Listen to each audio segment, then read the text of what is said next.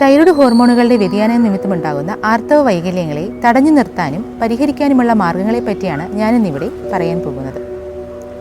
ആയുർവേദ ശാസ്ത്രം അനുസരിച്ചിട്ട് ശരീരത്തിൻ്റെ ഉപാപചയ പ്രവർത്തനങ്ങൾ അഥവാ മെറ്റബോളിസം ദഹന വ്യവസ്ഥയുമായി ബന്ധപ്പെട്ടിരിക്കുന്നു. ജഠരാഗ്നി എന്ന് ആയുർവേദം വിവക്ഷിക്കുന്ന ഡൈജസ്റ്റീവ് ഫയർ എന്ന് സാമാന്യമായി പറയാവുന്ന അഗ്നിബലത്തിലുണ്ടാകുന്ന ഏറ്റക്കുറച്ചിലുകളാണ് ഒട്ടുമിക്ക രോഗങ്ങളുടെയും മൂലകാരണം. അതിനാൽ തന്നെ ഹോർമോണുകൾക്കുണ്ടാകുന്ന അസന്തുലിതാവസ്ഥ പരിഹരിക്കാൻ ദഹന വ്യവസ്ഥയെ പരിപാലിക്കേണ്ടത് അത്യന്താപേക്ഷിതമാണ്.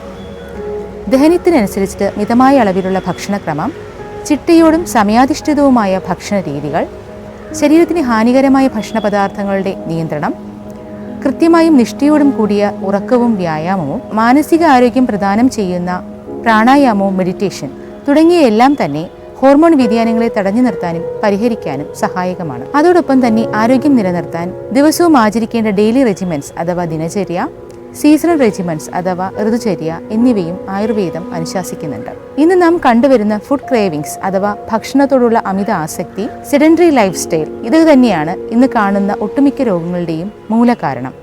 അതിനാൽ ആരോഗ്യകരമായ ശരീരത്തിന് കൃത്യമായ ജീവിത രീതി പാലിക്കുക. നന്ദി, നമസ്കാരം.